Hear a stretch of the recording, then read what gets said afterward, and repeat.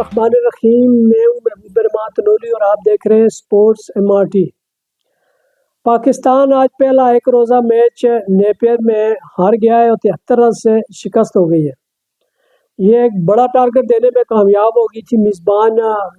New Zealand کی team, اور انہوں نے 344 رن کا پہاڑ جتنا ٹارگٹ کھڑا کر دیا تھا، اور اس کو ظاہر پورا کرنے کے لیے سارے بیٹسمینوں کو پرفارم کرنا تھا۔ لیکن یہاں صورتحال بالکل مختلف ہوئی، اور جب یہ 344 رن بنائے گئے نیوزی لینڈ کی طرف سے، تو اس میں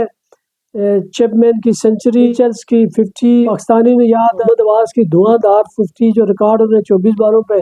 اپنے پہلے ہی میچ میں 50 کی، تو اس کی وجہ سے یہ سکور بہت بڑا بن گیا تھا۔ پاکستان کی ٹیم نے بڑا محتاط آغاز کیا، بڑا اچھا آغاز ہوا اوپنرز کی طرف سے۔ اس کے بعد جب اوپنرز آؤٹ ہو گئے تو اس کے بعد بھی بابر اعظم اور محمد رضوان کے درمیان اچھی پارٹنرشپ ہوئی۔ جب محمد رضوان 30 رن بنا کر آؤٹ ہوئے تو بابر رضوان اور سلمان علی آغا کے درمیان بھی اچھی پارٹنرشپ رہی۔ لیکن جب یو ٹرن کہاں سے آیا، اس وقت جب ایک موقع پر لگ رہا تھا کہ پاکستان یہ میچ آسانی سے پورا کر لے گا، وہاں تب یہ ہوا کہ جب بابر اعظم آؤٹ ہوئے اس کے بعد ساری بات ہی بگڑ گئی۔ حالانکہ اس وقت صورتحال یہ تھی کہ صرف 96 رن درکار تھے اور تقریباً 10 اوور باقی تھے، تو وہاں بجائے اس کے کہ وہ 10 بھی نہیں بلکہ 11 اوور سے اوپر کا کھیل باقی تھا اور 96 رن چاہیے تھے، 7 وکٹیں باقی تھی، اور اس کے بعد پھر ایسا ہوا کہ وکٹیں ایک دم گرنا شروع ہو گئی اور 21 رن کے وقفے سے پوری ٹیم آؤٹ ہو گئی۔ تو اس میں جہاں ایک طرف آپ دیکھ لیں جس بابر اعظم پہ بڑی تنقید کرتے ہیں، وہ بابر اعظم جب تک وکٹ پہ موجود رہے، اچھا کھیلتے رہے، 3 چھکے بھی لگائے انہوں نے اپنے 78 رن کی اننگز میں، تب تک پاکستان اس گیم میں موجود رہا۔ بابر اعظم کا آؤٹ ہونا، اس کے بعد صورتحال بالکل بدل گئی، اور خاص کر جب سلمان علی آغا پہ پریشر آیا تو سلمان علی آغا نے یکے بعد دیگری غلطیاں کی۔ ایک تو یہ بات ہوئی کہ جب بابر اعظم جب آؤٹ ہوئے، ان کا جو شاٹ تھا کیچ کیا مچل نے باؤنڈری لائن پہ، تو اس کا ریویو نہیں لیا گیا، اس کا ایکشن ریپلے نہیں دیکھا گیا۔ اور میرا اپنا جو ذاتی تجزیہ ہے، میں نے جو اس پہ آبزرو کیا ہے، میں چونکہ میچ ہم دیکھ رہے تھے، تو اس موقع پر جب مچل نے کیچ کیا تو جس جگہ وہ مچل کھڑا تھا اس نے کیچ کیا، اور وہ بال پکڑنے کے بعد نیچے جب اس کے پاؤں دیکھا تو وہاں جو روپ کے اوپر کور ہوتا ہے وہ نہیں تھا، تو اس کی بال بے شک پاؤں روپ سے اندر ہی تھے، لیکن وہ کور اگر ہوتا تو اس کا مطلب ہے کہ اس کا پاؤں اس کور پہ آتا۔ تو اس لحاظ سے اگر وہ ایکشن ریپلے دیکھتے اور اس پہ صحیح کر کے فیصلہ کرتے تو وہ بابر اعظم آؤٹ نہیں تھے بلکہ وہ چھکا تھا، لیکن کسی نے اس کو ایکشن ریپلے کی طرف جانے کی کوشش ہی نہیں کی اور فیصلہ ہو گیا اور بابر اعظم چلے گئے باہر۔ لیکن بابر اعظم کے جانے کے بعد سلمان علی کھیلتے تو اچھے رہے، انہوں نے شاٹ تو اچھے لگائے،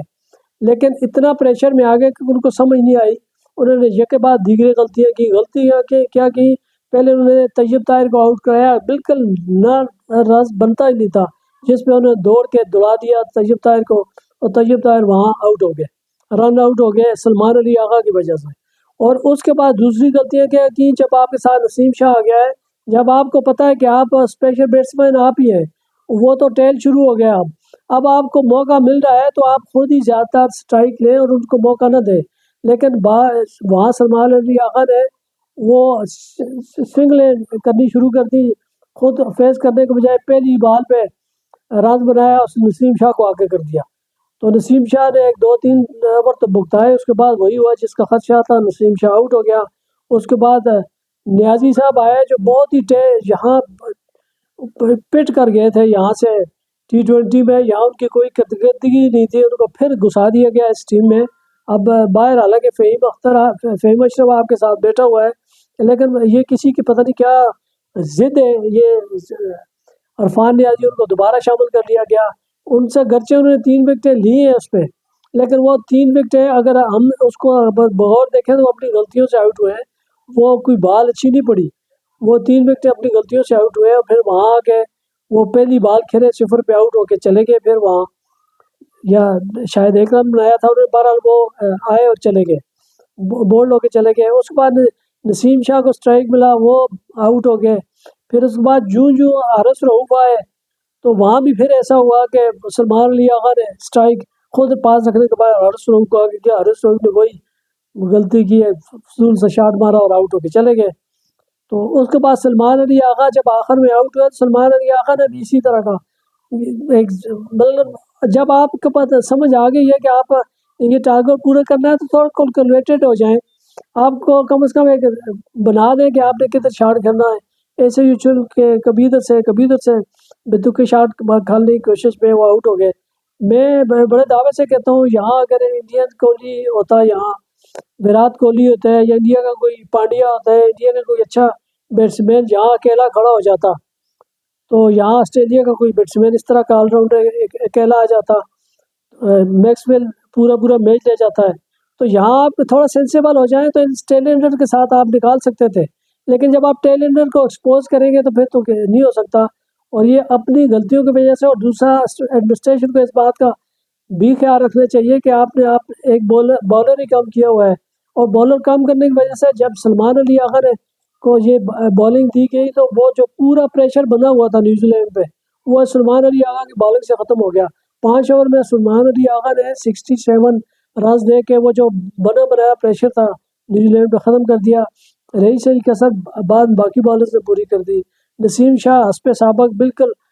فضول ثابت ہوئے، 10 اوور میں 60 رنز دیے اور ایک وکٹ ملی ضرور ان کو، لیکن بالکل جس طرح کی ان کی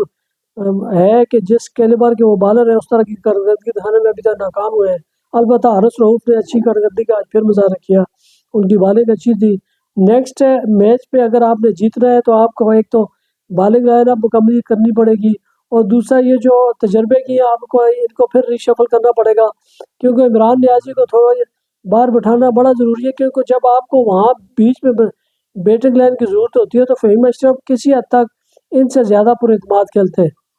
تو فہیم اشرف ہے یا پیچھے کچھ اور ہے، آپ بیٹنگ لائن آپ بھی آپ کی ہونی چاہیے، جب آپ خاص کر ایک طرف آپ تنقید کرتے ہیں بابر اعظم پہ اور دوسرا پھر اسی پہ اعتماد کرتے ہیں، اسی پہ بھروسہ کرتے ہیں،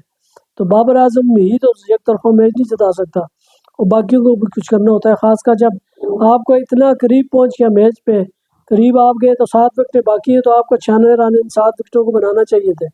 لیکن پاکستان پھر آؤٹ ہو گیا۔ تو آئندہ جو اس میچ کی غلطی ہوئی ہے اگر آئندہ نہ دہرائی تو میچ جیتنے کے امکانات ہیں، کیونکہ پاکستان کی ون ڈے ٹیم